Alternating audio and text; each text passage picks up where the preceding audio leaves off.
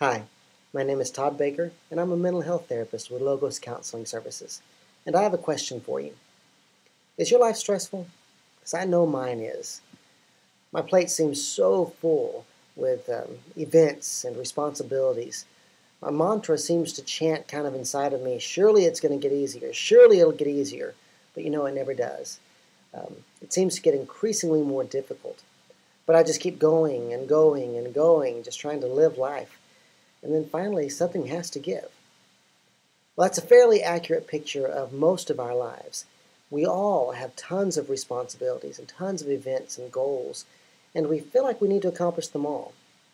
Now, the funny thing is, we don't have to live this kind of lifestyle. We can and should choose to live lives that are less stressful. It's important for our health and also for the health of our friends and family. But in order to do this, there are several things we have to remember. First of all, we need to learn how to prioritize things. When we're making our priority list every day, the things that must be done should go on the top of the priority list, and the other items that aren't necessarily that important to finish during the day can go toward the bottom of the list. Every day we should focus on, of course, completing the most important tasks and allowing the others to be accomplished as time permits. We also need to learn how to say that very valuable word, no. Saying no to something shouldn't be a personal issue. It should be a matter of recognizing and also prioritizing your time. Now, I get asked all the time, how do I prioritize things? How do I know what things are more important than others? That's a fantastic question. Several years ago, I was also challenged myself to kind of deal with that same issue. I was asked, what really motivates me? Why do I do what I do? I had to really find out what I consider my primary aim. And I was able to read a fantastic book called The E-Myth Revisited, which really helped me discover my primary aim. I narrowed that process down into 3 very simple questions just for you.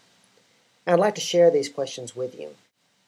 Should you choose to go ahead and answer those questions and really think about them, spend some time really processing them, then maybe you can also find your primary goal in life as well, or your primary aim.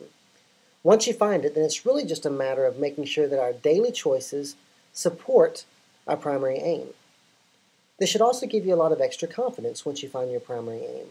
You'll have the confidence to say no to those things that don't support your primary aim, and also the confidence to accept new responsibilities or new challenges that do help support your primary aim. So let me go ahead and share these 3 questions with you. The first one is really simple. It's simply, what do you value most? Okay. Now, this is a rather large question, and you can do it bullet point style or you can do it paragraph style, however you'd like to do it. This could include anything from material possessions to relationships and really anything in between. So again, the question is simply, what do you value most? The second question is really a big question. It's, what do you want your life to look like? Now, I know sometimes when we think about big questions like that, we tend to get stuck in our current situation or our current circumstances. I don't want you to really get stuck there. I want you to think outside the box. Think, what do I want my life to look like? Besides or despite all of these situations and circumstances that I have to live in, what would I like for my life to look like down the road? The last question is also a very important question. What kind of person do you want to be? Now again, this is your character. This is your personality traits. And simply ask the question to yourself, what kind of person would I like to be long term? Once you discover those, hopefully you can, of course, synthesize it all together and come up with your own primary aim for life. Then it's just a matter of making choices and decisions in your life that support that primary aim.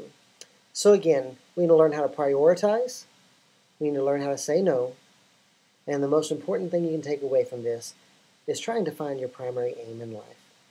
What really motivates you? What drives you to succeed?